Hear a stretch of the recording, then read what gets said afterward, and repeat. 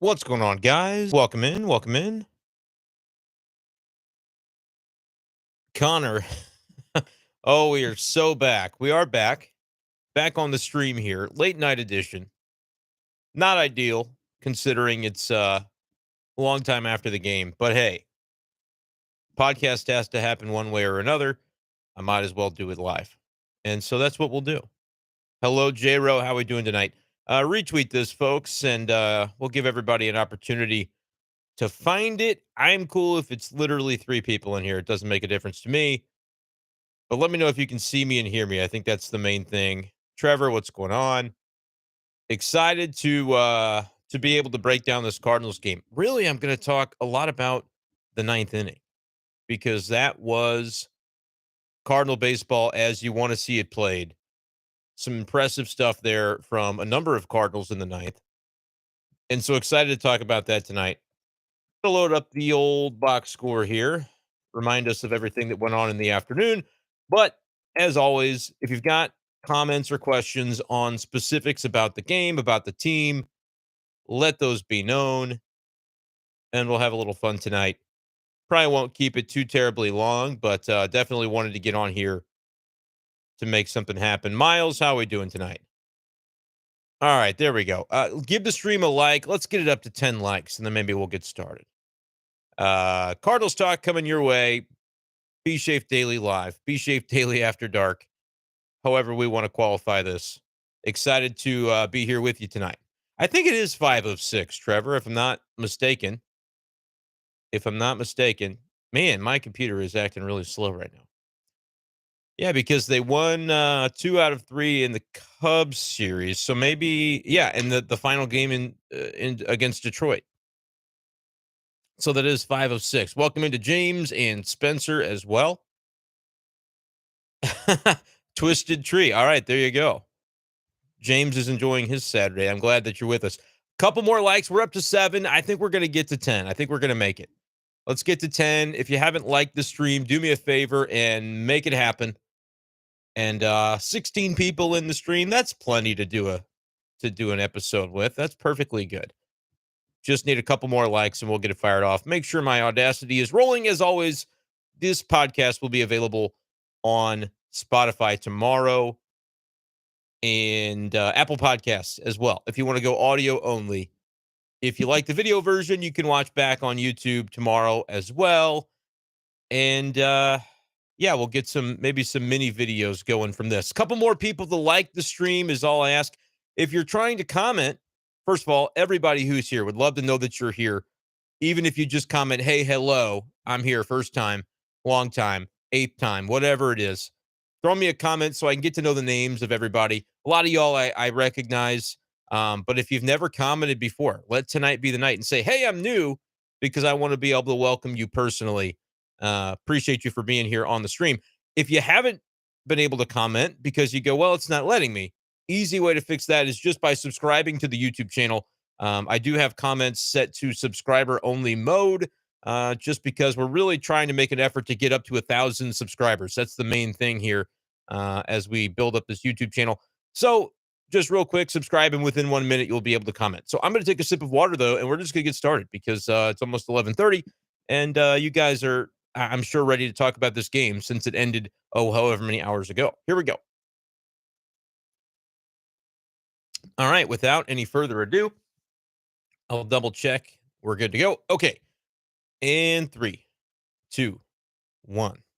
What's going on, everyone? And welcome in to this edition of B-Schaeff Daily Live, where tonight we have the pleasure of talking about yet another Cardinals come from behind victory at Fenway Park. The Cardinals beating the Red Sox on Saturday afternoon, 4-3, thanks to some more late heroics against Kenley Jansen. Yes, Alex Cora decided to go back to the well with his closer, and the Cardinals once again beat him. And they did it once again with some help from Nolan Gorman. But there were other people involved in that ninth inning rally as well. We're going to break down that ninth inning rally. I think, honestly, guys, that's the way I start off this podcast tonight, just because that was probably the thing everybody was most excited to discuss. So let me know what your thoughts were about it as I kind of break it down a little bit, and then we'll dive right into the comments. I see we've already got the comments going a little bit. If you've got questions or comments about the game itself, or about the Cardinals at large, this is the time to ask them. Real quick, if you will subscribe to the channel within 1 minute, you'll be eligible to make a comment on the stream in the top chat section. So appreciate you guys for being with me tonight. Reminder that you can also catch B-Schaeff Daily on Spotify and Apple Podcast in audio-only form. And if you really want to go the extra mile to support the content on this channel, patreon.com/bschaefer12, same as my Twitter handle, same as the YouTube account. That is the way to do that. Okay, let's talk about that ninth inning, because the Cardinals were in a situation today where I wasn't sure. I didn't really know if they were going to be able to come back. Chris Sale was good. At this stage in his career, you don't want to see Chris Sale being as good as he was against the Cardinals today, but he goes 8 innings and he was hyper efficient. 9 strikeouts for Sale. All he really gave up was the home run to Arenado. And I kind of noticed too, I don't know if you guys saw this, coming out of that 6th inning, Cardinals were getting ready to bat in the top of the 7th, and it was Arenado that was due up first. And they showed it on the Bally broadcast. Arenado just like literally sprinting into the dugout with this look on his face like he was tired of losing 3-0. He breaks the shutout in the very next at bat, first batter of the 7th inning. But that's all that Chris Sale gave up in this game. Again, 8 innings, 9 strikeouts for Sale, just the 1 earned run coming in the 7th on that Nolan homer, which was great to see, right? The fact that Arenado is starting to look more like Arenado is some Cardinals, I think, are really going to need moving forward. The start by Steven Matz was, again, kind of meh, but meh is better than what the Cardinals rotation has been getting. He was the only guy to record out in the 6th inning on the entire turn through the rotation. He went 5 1/3 on Sunday against Tigers, and today goes 5 1/3. In between that, you had 4 Cardinals starters pitch, none of them recording an out in the 6th inning. Matz goes 5 1/3, 3 runs, 8 hits, 4 score because of it. He kind of settled in to be able to give the Cardinals a little bit more length than they've been getting, but I don't want to throw a parade as a result of 5 1/3. The Cardinals do need more from their rotation. We'll continue to say that every day until it stops being true, but for right now, it does remain true.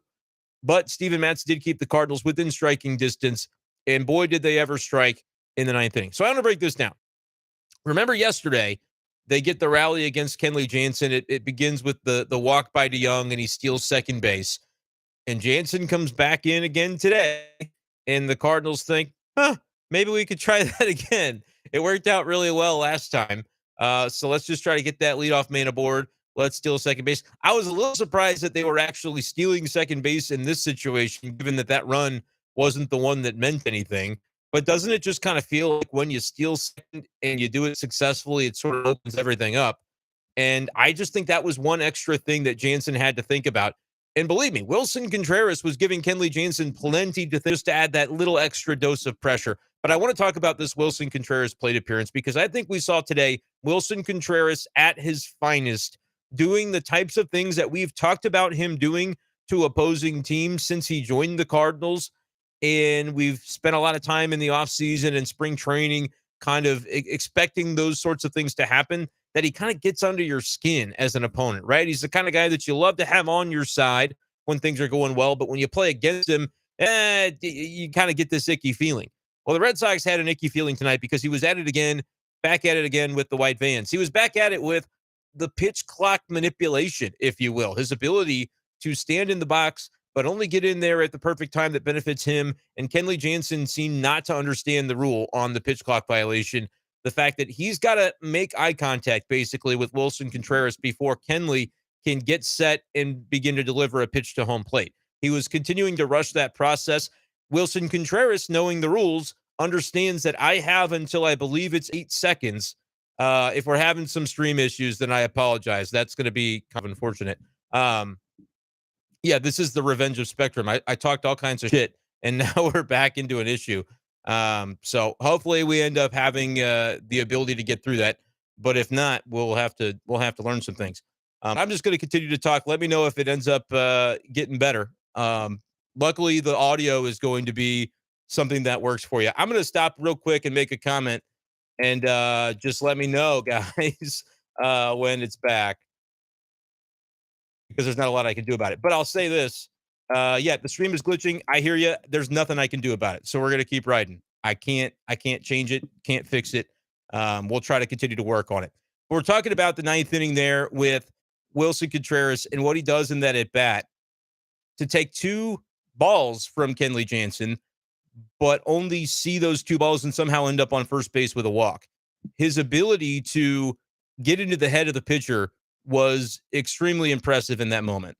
We've talked about it being something that Willson Contreras is capable of doing, just kind of getting under the skin, back at Wrigley Field when he ends up doing some of the things that he does with the extra base hits, and he's basically playing to the crowd, egging them on. He's happy to be booed in those moments. He's kind of a full heel. If you're familiar with like WWE, that's Willson Contreras in those moments, being able to just tap into some of the cockiness and the bravado that he's able to bring to the table. But then in this case, it's just a really good understanding of the rules, honestly. Like the fact that he knows I don't have to be set until 8 seconds. I don't have to be staring into the pitcher ready to hit until 8 seconds on the pitch clock. And anytime before that, I can do what I want. And he's got a feel for it. And I think there's been a time or two where maybe it's backfired on him. But today he was dialed in on exactly what that needed to be. And he knows that Kenley Jansen, he's a guy that kind of wants to work quick and be able to get things rolling as fast as possible. And so he plays that to his advantage. And he says, I'm not going to be in that spot until I absolutely have to be. And if he starts to throw a pitch or get set before he's allowed to do so, that's going to be a ball. And ultimately, he ends up walking because of it. And so now you've got Goldschmidt on second base. You've got Kenley Jansen completely out of his element. I mean, if you're on the mound and you feel like, what do you mean a pitch clock violation? I had 8 seconds left, and you really don't have a firm understanding of why they're continuing to call these against you. He had another one later in the inning as well. It's just absolutely insane that it continued to happen. And I tried to imagine what it would be like if the shoe were on the other foot and it was Cardinals fans having to deal with a situation like this. And I think people would have absolutely lost their minds collectively. And so the fact that the Cardinals are the ones kind of doing, I don't even know if you can count that as small ball, right? Like it is kind of the nuances of the rules that you're able to take advantage of. I guess it qualifies as small ball. It's small ball in the 21st century. It's small ball in 2023 when the pitch clock is a factor. And Willson Contreras was playing it. I really thought Arenado was going to absolutely unload on a pitch thereafter, but he was ultimately not able to do that. He pops out. But then later in the inning, you start the pinch hit train that worked out so well for the Cardinals.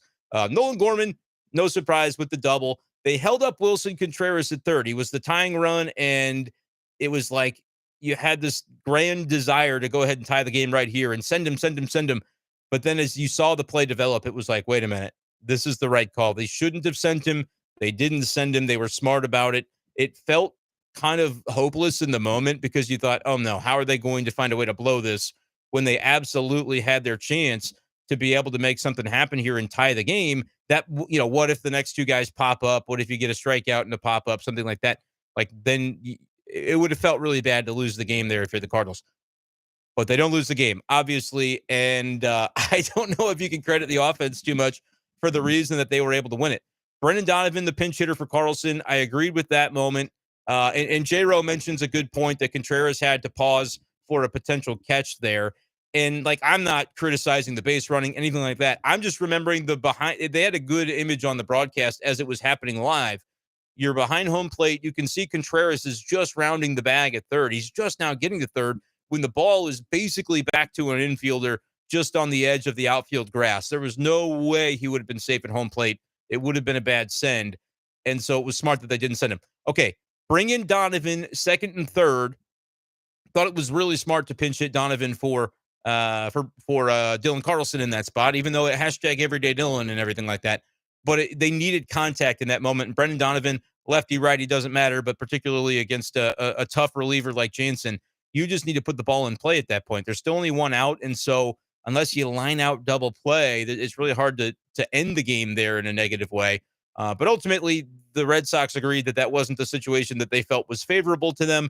So they walked Donovan, the pinch hitter. And then you get another pinch hitter and a situation that I looked at it and you go, when's the last time that Alec Burleson has even played?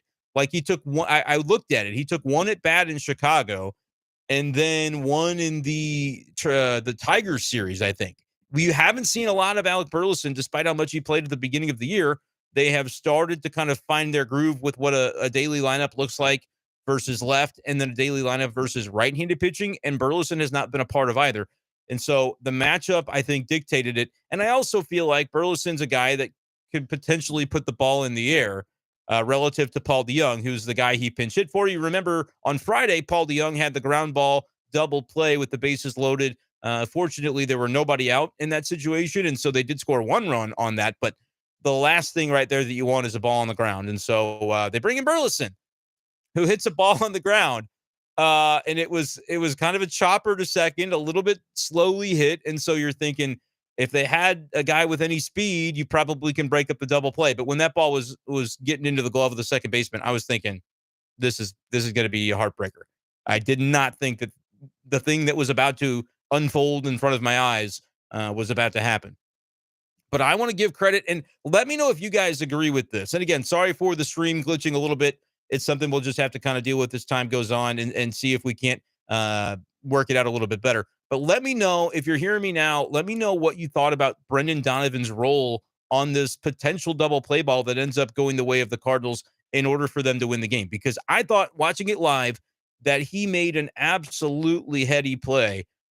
Because typically, what do those guys do? Running from first to second, they kind of jog in, or if they're not close enough to actually do like a breakup slide to try to, take the guy out at second base, which you can't technically do anymore. But as long as you're sliding through the bag, you can still make an aggressive slide. You just can't veer off path of the bases and try to knock somebody out that way. But Donovan wasn't even close enough to be able to make that sort of impact. So what does he do?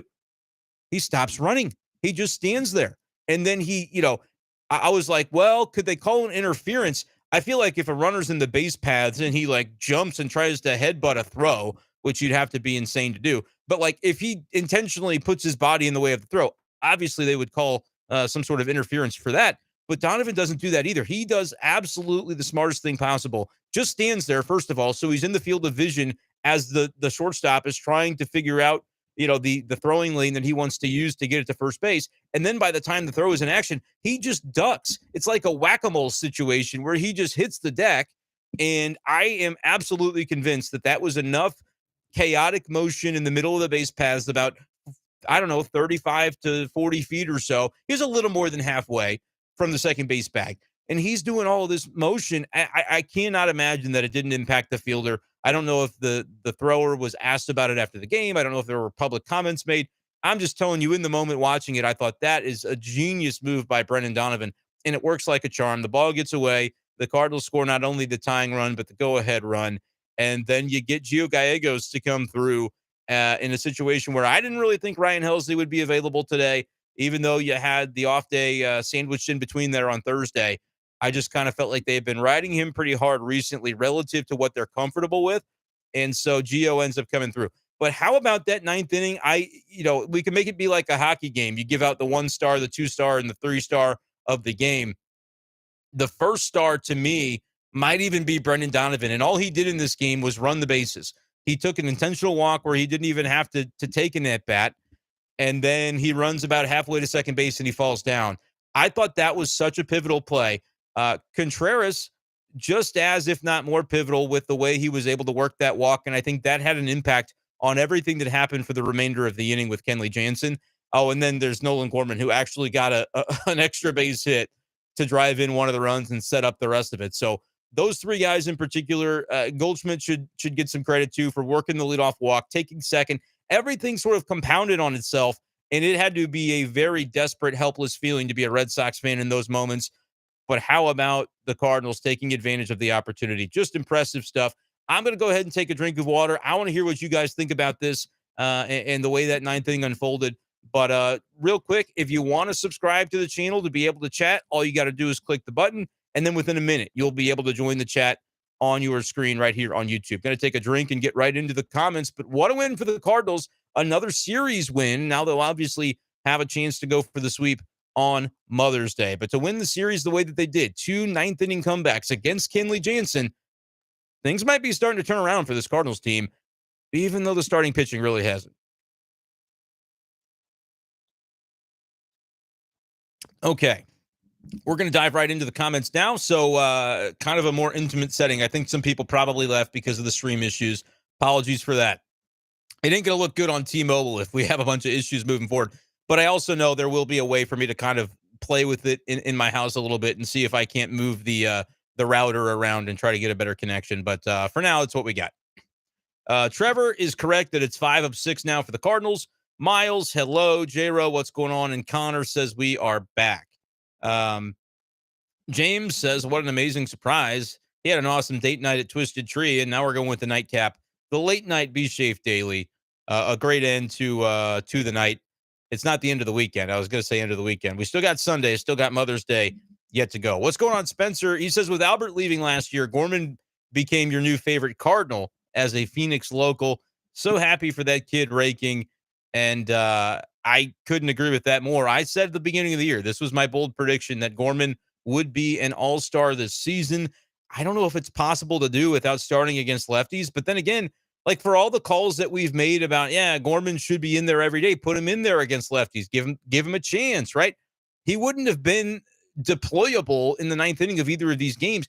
That is something that's really interesting. When you have a bat that is so platoon oriented that he doesn't start consecutive days because the opposition throws a lefty, to be able to put him in and like plop him into a game at the most opportune time, I would have to imagine that like the analytics and the win probability added kind of stuff would really favor that, to say, hey, if he doesn't add a lot of win probability in at bat 1, at bat 2, at bat 3, or even is, depending on when they get into the bullpen and maybe he'll face a righty, if he's not going to add win probability in those first few at bats against a lefty, but then you can guarantee that a lefty against a righty is going to take the most important at bat of the game, and that lefty also happens to be a guy with an OPS above 900 for the season, there has got to be some merit to that, I think, from a strategic standpoint. And the Cardinals have benefited from it 2 days in a row. I'm not saying that long term it's fair to Nolan Gorman to say that he's only going to be a bit player in these games, which he was the most important guy probably in both of the last 2 wins for the Cardinals, even though he didn't start.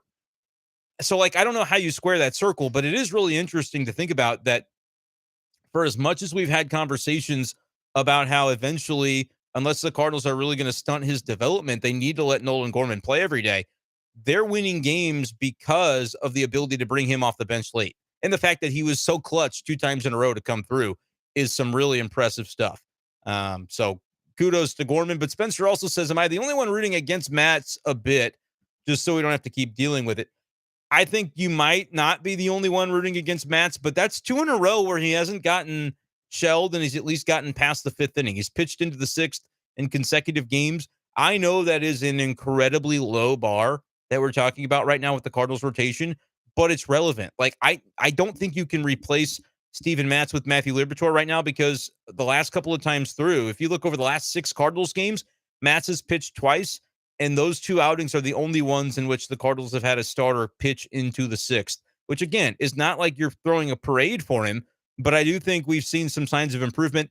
I was getting some messages during the game from the ghost of Einstein, who we see often on the stream here, making his comments. He was watching Matz very closely and seemed to sense a little bit of an uptick in velocity on the fastball, which I was noticing as well, that his fastball looked like it had some life to it. The curveball still is not something that Steven Matz appears comfortable with, though. And I feel like maybe you get that pitch back, which is probably easier said than done. If he could just do it, he would have done so by now. But I wonder if he can maybe at some point find a way to get that pitch back, or just to phase it out in a way that he's not really debilitated by it.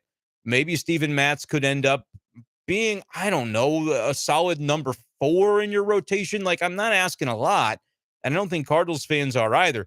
But they do want to see Liberatore. And I feel like, Spencer, to your point, people kind of looked at Matz as the guy that was the most easily replaceable, because even though he has a contract, the pedigree in terms of his like familiarity with St. Louis isn't so high because he was hurt and pitched poorly last year. And it just seems more viable that maybe they would move him out of the rotation than someone like Flaherty, who has struggled worse than Matz to this point in the season, but has been a Cardinal, a veteran, most starter in this rotation behind Adam Wainwright. So a little bit tricky. But I wouldn't make a habit of rooting against Cardinal starters, because they have enough on their plate as it is, and they definitely need to improve. But as J-Ro mentions that Matz has had 2 decent outings, enough for some room, but despite his improvement, what is the stall on moving up Liberatore? Kid has earned a shot. Liberatore has earned a shot. Tell me now, though, who do you put in there instead? because the optics have taken out your best starter over the past week and a half, at least the past 6 games, which has been Steven Matz, which again, low bar to clear, but those are the numbers. 5 1/3, gave up 1 run, then tonight gives up 3, which is not a quality start in either case, but it keeps you in the game in both of them. And the Cardinals did win both of those starts. Granted, on Sunday, it was because of a huge rally against the Tigers bullpen, but I digress. Like, you're not replacing Matz with Liberatore right now. I don't think there's any justification for it. Does Liberatore deserve a major league shot at this point with the way he's performing? I think he does. I just don't think there's an obvious answer. And it's kind of back to where we were in the first couple of weeks of the season when we noticed that the rotation was struggling, but it was very difficult to kind of parse out what you actually do about it. I think that's back where we are, because unless you have another name to provide me, and I people are going to say, well, what about Wainwright? He's had 2 really bad starts. Yeah, he's given up 4 runs twice in 5 innings, and that's like an ADRA. It's not going to cut it in the long run, but they're not going to replace Adam Wainwright in the rotation after 2 starts. You guys know that as well as I do. Jack Flaherty, we know they're not replacing because, hey, guess what? Willson Contreras back behind the plate. I'm going to talk about that too. If you want my take on that, I'm going to give that after I get a little bit more into the comments. And if you want to know about it right now, ask it as a comment, because that'll give me a chance to kind of go off about it. I'll tell you what I think about it. I think it's a little, if you think it's a little fishy, I think you're probably right. But I think all's well that ends well if they're going to get Willson back behind the plate, because I believe he needs to be there with the way the Cardinals are constructed. But I just don't know where you find the room to fit Liberatore in. I understand Spencer's question, because it would be more simple, right? If Matz were the guy that were continuing to struggle, because then you could just do it. It's like, okay, he's had his chance. It feels right. It just based on the fact that he's struggled. And so that's the way that it needs to go. Well, he hasn't struggled as much the last couple of outings. And long term, that's what the Cardinals need to hope for. They need to hope he can become a stable part of the rotation, because he is part of the mix for 2024, at least from a contractual basis. Trevor suggests getting to winning 10 out of 11 so that they will have climbed out of the hole a bit at that point. I mean, sure, win the next 5. That would be, Cardinals would not have a problem with that. One more turn through the rotation, they'd be like 5 games under still. But look at the rest of this division. I got to catch up on what's going on in the rest of the division in terms of like the last couple days. But the Pirates, I have basically already begun to ignore them. And we know the Cardinals, the Pirates have continued to lose. The Brewers bouncing back a little bit to take over first place. The Pirates won't be back in first, I don't think, for the rest of the year. And they're riding the elevator down. It's like you get into the elevator. It's like, oh, you going up? Yeah, I'm going down. And so the Pirates think they're going up because they had a nice start, but this elevator is actually going down into the basement. And that's the Pirates will probably not finish last, but the Reds, the Reds and Pirates are, credit to the Reds though. I mean, they've won 6 of 10, but I don't think the Pirates are a threat anymore for the Central. It's Cardinals and Brewers. Lucky for the Cardinals, you get the Brewers this week. Win the series. That is your job. It's got to be done. That's the way you can very quickly close this gap. You're 7.5 games back right now. Like, it's not insane. What's insane is the record. And the fact that you're still 15-25 feels gross. It should feel gross. But this is a division where 84, 85, 86 games, legitimately, that amount of wins might get the job done. And so for the Cardinals, it's just going to be about prioritizing the opportunities within the division that you do have. And there are fewer this year than there have been in years past because of the balanced schedule. But this series against the Brewers coming up is going to be important. And the Willson stuff I'll get to on when somebody asks about it. Okay, Trevor asked about it. I should have just read the comments because I would have seen it right away. Caleb says that Wilson's pitch clock tactics are elite, and they are. J-Ro loves his gamesmanship, and Asher, I think, is just excited because the stream is working again. I don't know. But I'll talk about this because Willson is indeed back to catching Monday. And I had said, if you had listened and been around, you guys know that I was pretty much a proponent of saying the next Wainwright start would maybe be when they put him back in there because they could ease him in, right? If you're so concerned about his game calling and his preparation, why not do it on a night where you don't have to do any of that and you can at least get behind the plate and kind of refamiliarize yourself with everything and learn a little bit from Wainwright as you go. If he's calling his own game via PitchCom, well, I think the Cardinals are making a very specific point to have Jack Flaherty be the guy that catches or I should say that pitches to Willson Contreras the next time he comes out. Because you remember after Jack Flaherty gave up 10 runs, he was really upset in the clubhouse that day. He said some things, and today I saw some quotes about him referencing some of the things that he had said. And I want to try to look up some of this because I would hate to get any of it wrong in terms of like trying to paraphrase on his behalf. But I will paraphrase because I won't be able to find it quickly enough. Some of the stuff that was said after that outing. I think it was a Thursday at Busch Stadium, like a day game. And it was a spot where Jack Flaherty had given up those 10 runs. And he said something to the effect of like they're throwing pitches that don't make sense. And I thought you could read that one of two ways. You could read that pitchers need to take responsibility and execute their locations on these pitches to where the pitches they're throwing begin to make sense. Or an alternate reading of that would be the catcher is calling pitches that don't make sense. I'm starting to think it was the second one because there was speculation. The Cardinals really have kept it tight-lipped about the reasoning behind the whole Willson Contreras situation saga boiling over in the first place. I think you can connect some dots now and go, yeah, maybe Jack Flaherty wasn't happy with some things. You end up having that meeting between Ollie Marmol, Adam Wainwright, Willson Contreras, and Jack Flaherty. He was also in that meeting that was kind of like the love fest on Contreras. After a couple of days of them just completely crapping on the guy as an organization, they go, oh, maybe it would benefit us to like give this guy a love pat and say, hey, we actually don't think you suck. Like it had to have felt pretty rough for Willson for those couple of days beginning Saturday when Tres Barrera gets called up and he has to tell the media in the clubhouse in Chicago, I'm happy for Tres. I love the guy. Didn't know he was coming. Nobody told Willson. I mean, the communication was absolutely bunk. It was pathetic by the Cardinals for the first couple of days of this. I feel comfortable saying that. You've heard it from every which outlet nationally. People are scratching their heads. You've got people like Buster Olney saying that the days of Willson Contreras being the everyday catcher in St. Louis are over, not because Buster Olney is a big dummy, but because he was asking the executives from around the league, because that's what he does. And that was the impression that people were getting from this Cardinals debacle around baseball. They were all wrong, but part of that was the messaging of the Cardinals. Like everybody was just reading the headlines that were coming across and what the Cardinals were saying in their quotes. And they weren't very clear about it within the first couple of days. Literally, you can go back and there was a quote from Ollie Marmol. He was asked about like, is this going to be short-term? Like Wilson's going to be the catcher again, right? And he said, well, not necessarily. That's a quote. It was not a given in the way that Ollie was talking about it initially. And then they were going to play him in the outfield and all these things. Quickly, they realized that they had messed this whole thing up and they had bungled it. And they began to try to put the toothpaste back into the tube, which we know you can't do. And so they were going to have some egg on their face. And we heard time and time again from Ollie Marmol, yes, we're going to have egg on our face. He didn't say that exact word, but he said it's not going to make sense to anybody in the public, and that's fine. We're like, this is literally our choice to go about it this way, and I'll wear it. I will wear it the way that it looks, the way that it sounds, and we know it won't make sense to anybody, but that's because we're keeping some of this internal.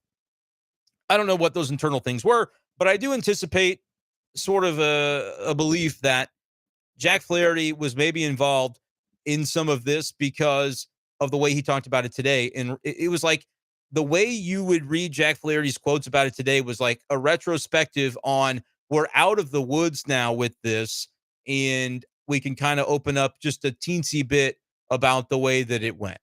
That's kind of the way that I read some of the stuff from Jack that I saw today. This was from John Denton earlier today. Some quotes from Jack Flaherty. And this is from John Denton right from his tweet.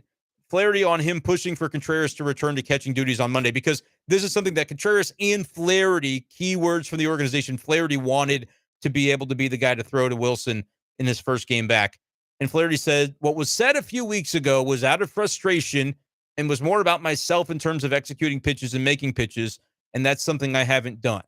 Right. Remember, I said there's one of two readings you could make on that line from Flaherty. And he's saying here, what was said a few weeks ago, that was out of frustration. And I was really meaning in terms of executing pitches. And that's something that I haven't done. But like, is it conceivable that Willson got wind of that and thought of it differently? And then maybe there was a little bit of a kerfuffle over that, or some people, maybe just a miscommunication over that. Like, that's kind of what I'm looking at it to say, like, this isn't the smoking gun to say that Flaherty actually did mean Contreras wasn't calling the right pitches, But if you look at the quote, like why it's kind of strange to bring it up again, right? And I'll admit that I'm not in Boston, so I don't know the way the question was asked. Jack has asked a question. He's got to answer the question. And so it's not like he's just said, hey, media, I have a thing I want to say. Hey, what I said a few weeks ago was out of frustration. I didn't mean it about Contreras, but that's kind of like protesting too much. But if he was asked specifically about it, then maybe the quote might read a little bit differently. So the media literacy part of this, I think, is important. And I don't want to come on too strongly with, hey, this is obviously what happened, because without me being in the room, we're just kind of parsing tweets, and that can be a little bit more difficult to do. And then he continued saying, quote, whoever's behind the plate isn't going to change the execution of it. It's on me to execute. I love having Willson back there, and he gives you the confidence that with the competitiveness that he has, looking forward to it. It'll be fun.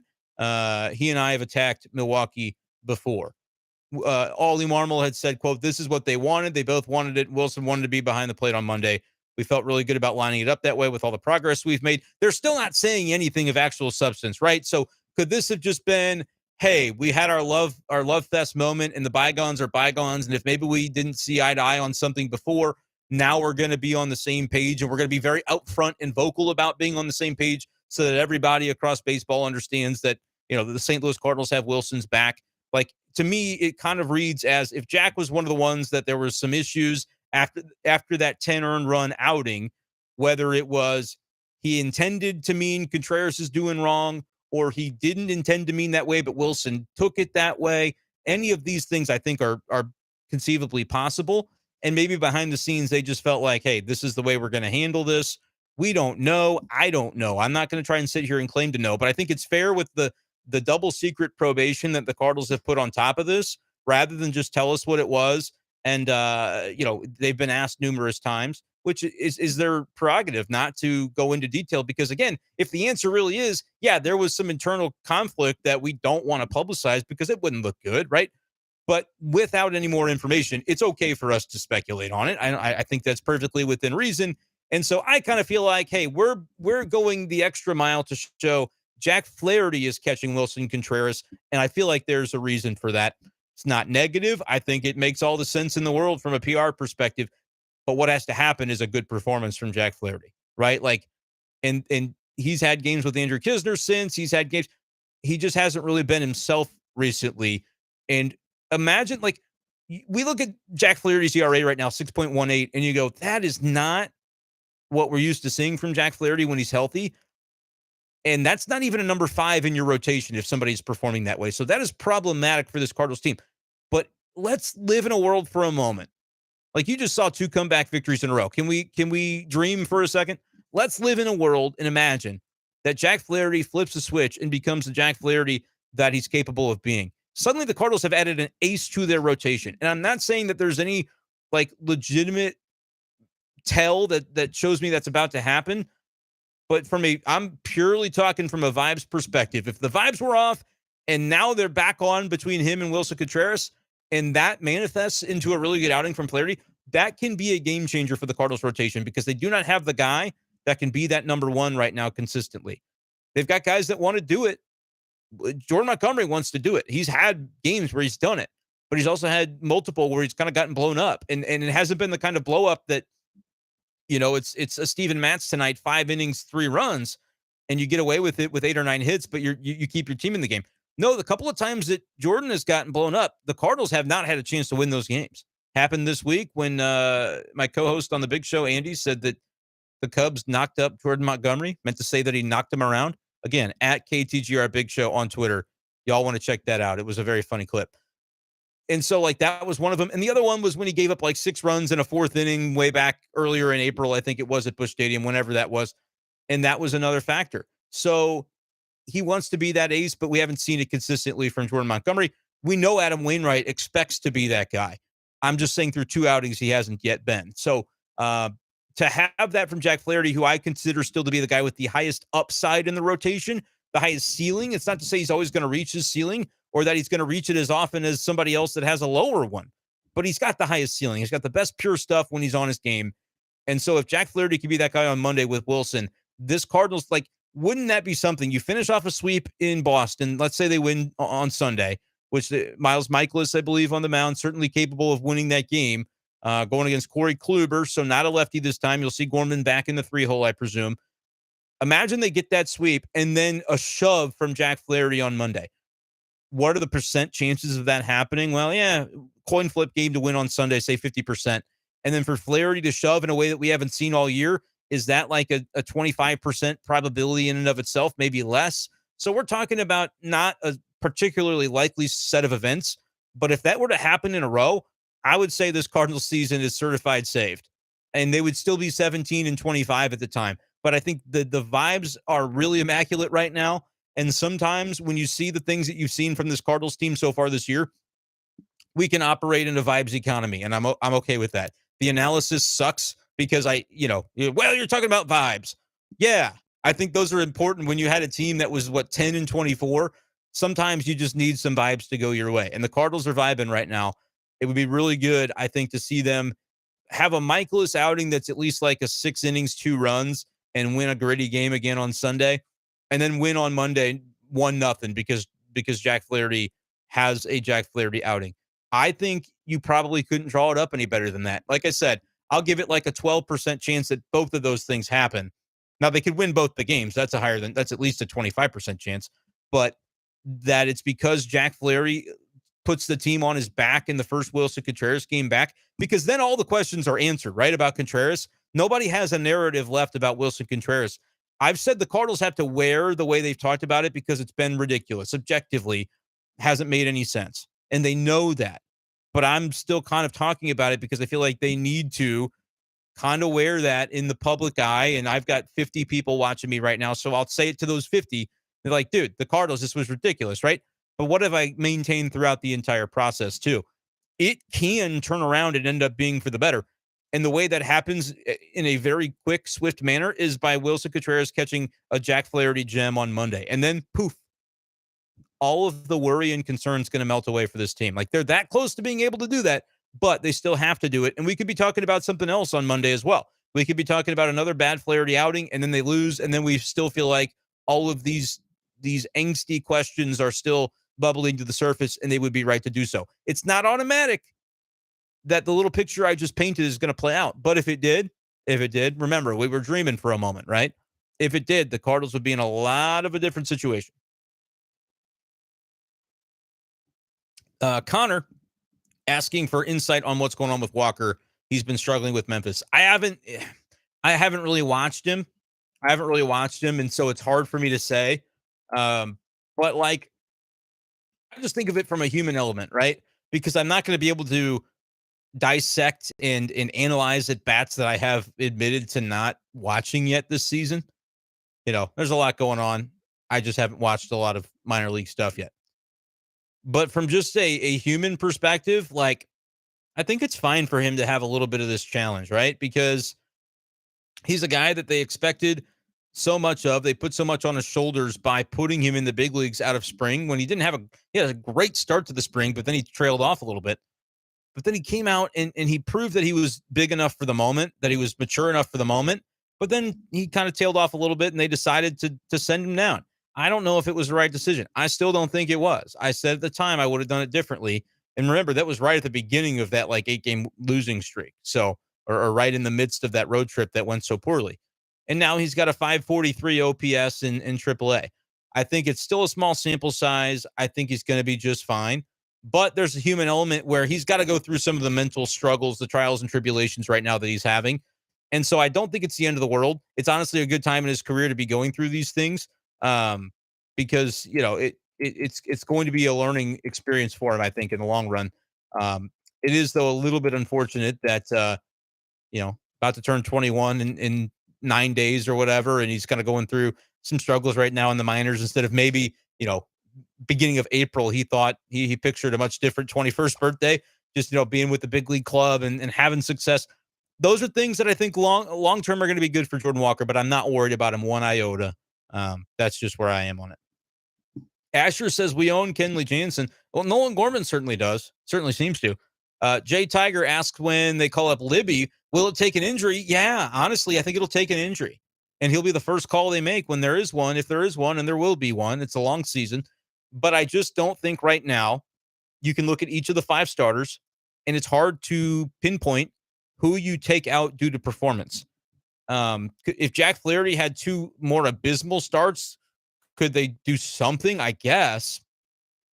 But it's kind of like that for me. I just don't, because like Wainwright's going to have a couple more starts. And if they're bad, they'll still run him out there because it would have only been four. And so they said, well, he needs a longer leash than these other guys.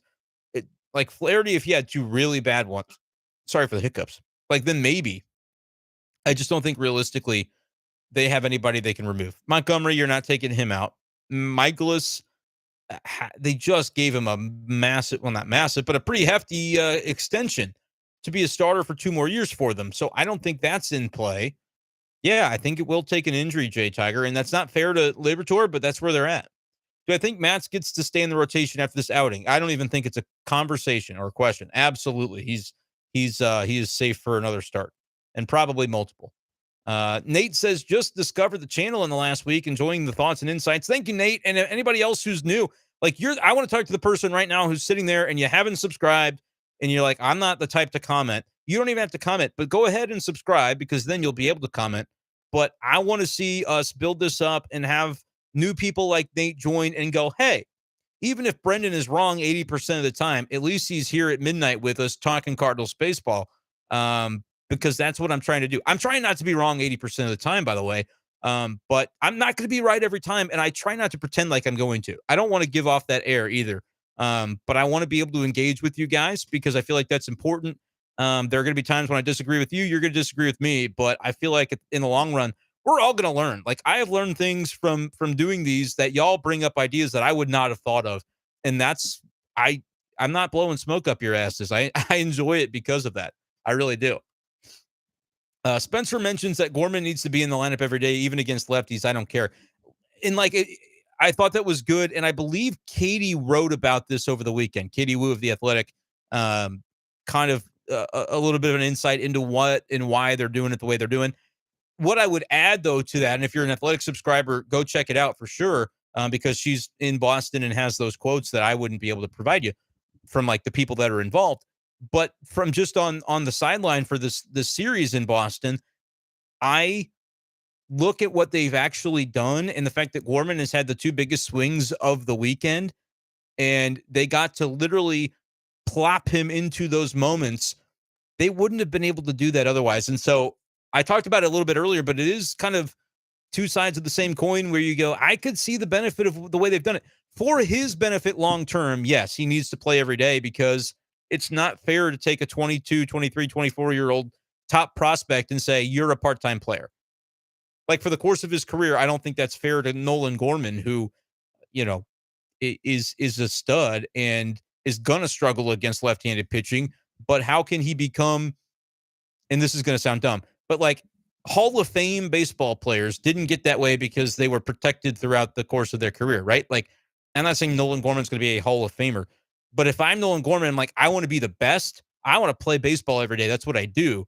I don't care who's pitching, but in fairness to him, he's got to be able to have a little bit of room to fail, to grow and get better and learn what he's doing wrong in those at-bats against lefties. And if he doesn't take any, he's never going to get there. So it is tricky. It falls in line with the kinds of conversations we've had about former Cardinals like Patrick Wisdom, Sandy Alcantara, guys that it's like, in the roles that they would have had with the Cardinals, they never would have turned into the players that they've become because they wouldn't have had the chance to fail every day at the big league level, to play and to fail, and then to play again the next day or 5 days from then in the rotation in the case of a starter like Sandy.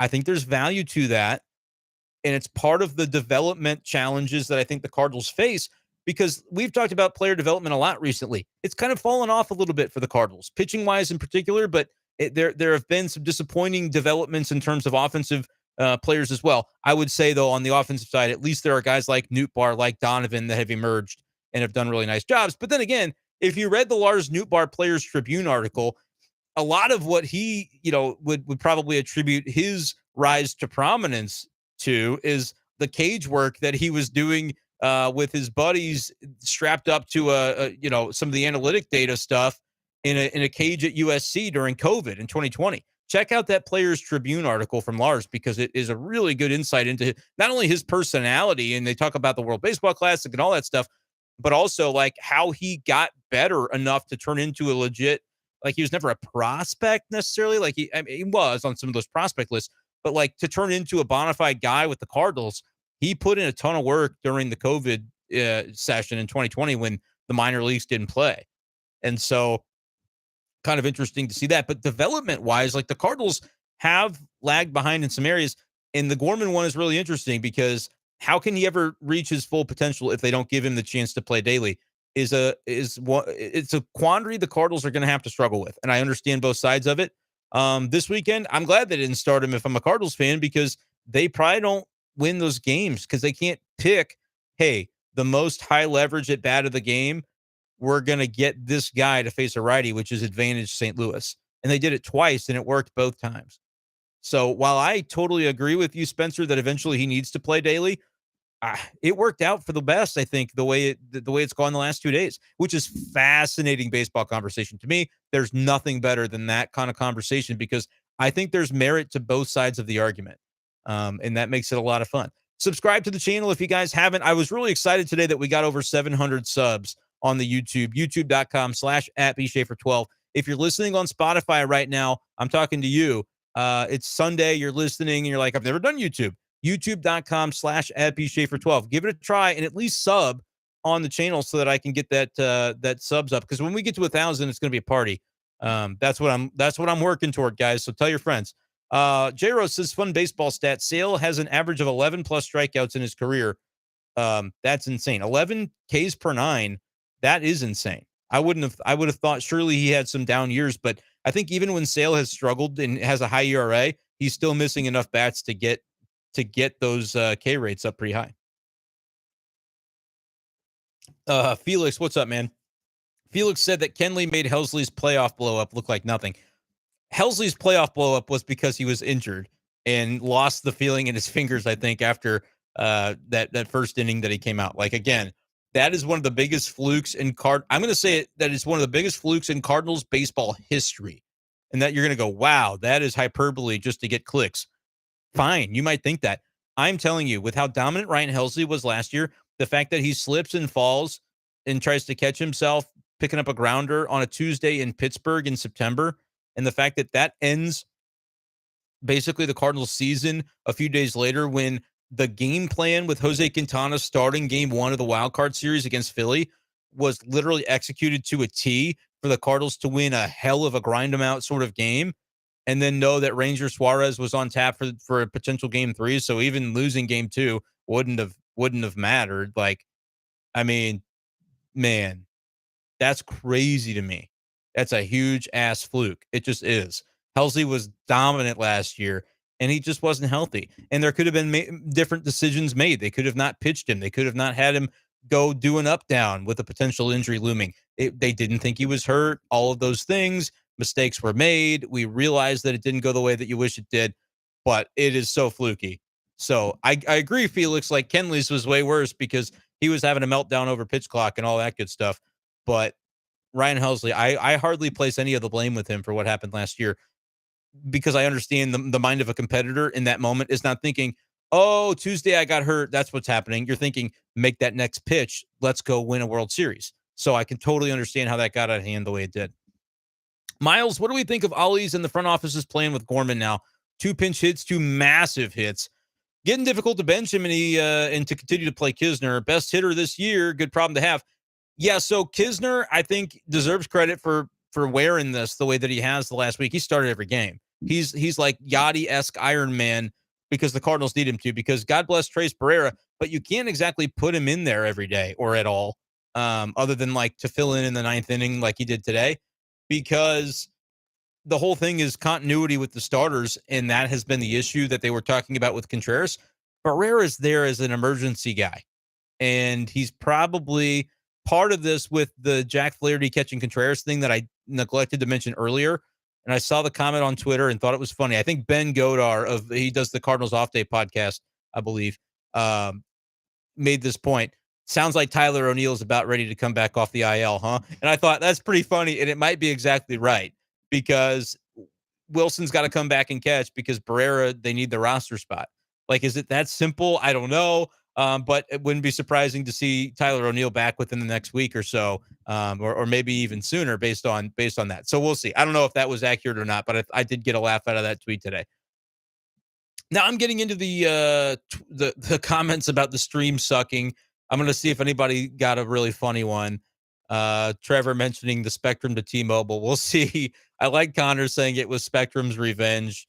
Some people are saying it started to work. I was typing that I'm sorry, and Asher's like, buddy, it's glitching. I'm like, dude, I know there's not a thing I can do about it. And then everybody bounced back with me. So here's what I guess I would say. And Brickton said he left the stream and came back and it was good. I would recommend just trying that next time. It'll be guess and check, but we'll learn together. But I am going to move my stuff around and hopefully eventually by All-Star break, we'll have a locked and loaded stream that never messes up. Fingers crossed, right? But appreciate you guys for sticking with me. Obviously, we've been able to still have a fun stream tonight with about an hour into the thing. Let's see. Ryan C wants to do an everyday Gorman, and Redbirds just says Donovan is very good. Were y'all impressed by Donovan as much as I was? Like that, I couldn't stop. I couldn't shut up about it. I was at a party tonight, and these people aren't even baseball fans. I was like, no, you don't understand. He stood there, and he didn't run to second base. It was perfect. It was a decoy. No, I didn't do that, but I really was impressed by that play, and I could not get over it. And Brendan, spelled correctly, Brendan L says, if you're lagging, just reset, just refresh your YouTube and it might help. Asher agrees, heads up play by Donovan. He's a ball player, dude. And like Cardinals fans, I know the way y'all think, and you get giddy about that kind of play. I know you like that as much as I did watching it. Miles says, I love baseball. It's like a good game of chess. Extremely smart plays like that win games single-handedly. It doesn't happen often in other sports. I love it. That's exactly right. And what do we do when we think about the Cardinals and the Cardinal way and the way they have won games and the style that they have prided themselves upon over the years? It's stuff exactly like that, isn't it? It's Willson Contreras. First of all, it's going back in spring training. And as a team, you'd like to think they could do this, but Willson takes it to the next level, to a level that like nobody else would even feel comfortable attempting. And he just does it every day, which I love. But when we think about the Cardinal way, and not like in the way that's like other fan bases mock it and it's kind of corny and funny. All those things can be true depending on the day and depending on the way things are going. But like when George Kissel was talking about the Cardinal way, and they still bring this guy's name up because of how influential he was. I mean, Mike Schilt worshiped at the altar. He had the black book on his desk. And if you ever put your recording device on it, he wouldn't yell at you. He would just move it. I mean, and I get Mike Schultz not the manager anymore, but these guys, this organization still subscribes to that. And yes, there needs to be a modernization to the approach to include analytics, but there will always be room in the game for the kind of stuff that we saw today, which is what are the rules that we have to play by and how can we use them to our advantage? That's baseball, baby. And Willson Contreras was playing baseball today. His ability to know and to find a rhythm, and it's guess and check. Sometimes he's going to get the call on him, and if he's not in the box or whatever, but he has mastered it. And I'm afraid that baseball is going to step in. MLB is going to step in at some point and say, all right, we technically did make these rules up to speed the game along. And so to tell a pitcher, that he's not allowed to whatever. But I mean, then they're going to turn around and say, hey, the batter's got to be able to get comfortable. And we're well within our right with 9-10 seconds left on that clock to be doing the things that Willson is doing. So MLB, how can it's going to be a back and forth if they try to do anything about it. But the Cardinals should be that organization that looks at the new rules and says, how can we exploit these? And Willson Contreras, I mean, you're telling me he's not a good cultural fit for the Cardinals. I don't think I can agree with that with what we're seeing in this respect. Just really smart baseball by him. Brendan Donovan, absolutely just an absolute. I don't even think you can use the word gym rat when it comes to baseball because that's more of like a basketball term. I don't know how often they're in the gym. I guess the cage can be kind of like the gym, but he is a baseball rat and makes those kinds of plays all the time. But today was the most impressed I've ever been with like Brendan Donovan doing one of the little things. He's BFD for a reason. I was blown away by a guy who comes in, takes a pinch hit at bat. They don't even throw him a pitch. He doesn't see a pitch in the entire game. Wasn't a pinch runner technically, but he's given first base and makes one of the biggest impactful plays of the game as a base runner. It's just, I cannot stop lauding the play because it was so impressive and so important to the outcome. You cannot tell me with a straight face that did not impact the throw to first. I thought there's no way Burleson's getting there. And maybe he would have anyway, but the throw was offline, and that scores the go-ahead run, which, they didn't end up scoring any more runs in the inning. So that was huge for the Cardinals to be able to get that in that spot. Heads up play indeed by Donovan. I can't stop talking about it. It was so cool. Caleb, it was a big play. Lost shortstops probably make a good throw there, but with Kike's inexperience at short, it worked out perfectly. You got to know the opposition, right? And hey, this may not be a throw he's had to face a lot of times. And I can damn well bet he hasn't faced it with a guy standing there like Waldo, like, hey, what's going on? Like, he just stood there until the point that he dropped down to a knee because he wasn't going to risk, the ball hitting him and then they leave it up to an umpire. No. He's going to do everything right on that play. And absolutely, I think, broke the concentration of Kike Hernandez. Just a really heads-up play. When will Burleson get sent down for Walker? That's the move you're waiting for. So I think it's fair to ask. Walker's been struggling at Memphis, but Walker should not have to earn his way back onto the team the same way that Palante should not have to when they sent him to Memphis. I was like, Palante should be back in 15 days. That's the deal. It took him a little longer than that, but he did make his way back. I feel like he's got to have at least a couple of good games, though, Walker, to get back. The problem is with that specific question there, Trevor, Burleson, left-handed bat. They like him against righties. That's why he came into the spot today. Walker would not be a guy to pinch hit for DeYoung in that spot today. And granted, Burleson didn't do the job that I thought he should have done by lifting the ball into the air. He hit the double play ball, sort of, and they just found a way out of it. And then, by the way, incredible play by Burleson in left. When they went into the bottom of the ninth inning, and you're telling me it's Burleson in left, Newbar in center, Donovan in right, I was like, bro, if they hit one into the right center gap or the left center gap, you could just imagine a defensive miscue in the outfield ruining all of the goodwill the Cardinals had built up with that comeback. But it was correct to have that outfield because you had to go for the gusto, empty the bench. I love that Ollie did it because there have been games this year where he could have emptied the bench in a losing effort and just to kind of shoot his shot, and they didn't. And you're left going, well, what good does it do you to have an extra middle infielder on your bench at the end of 9 innings when you lost? Like, none. And so I really appreciated the aggression there. But yeah, I mean, it was something else. Scrolling back up, for some reason, Kenley forgets how to pitch against the Cardinals. He's had this type of meltdown with Atlanta last year. Yeah, his numbers against the Cardinals are bad. I don't know what it is over the course of time. I mean, I know what it was today and yesterday, but kind of crazy that that's been that way over the course of his history. J. Rose says that Burley and Yepes played plus outfield defense today. Yeah, Burley had just the one play, and he got it done. Yepes, I wouldn't say he did play plus. Remember that play against the wall that he left forward, did not catch it? And at first I thought, oh, it clanged off the metal wall, nothing he could do. I think it literally hit him in the glove, and he didn't catch it.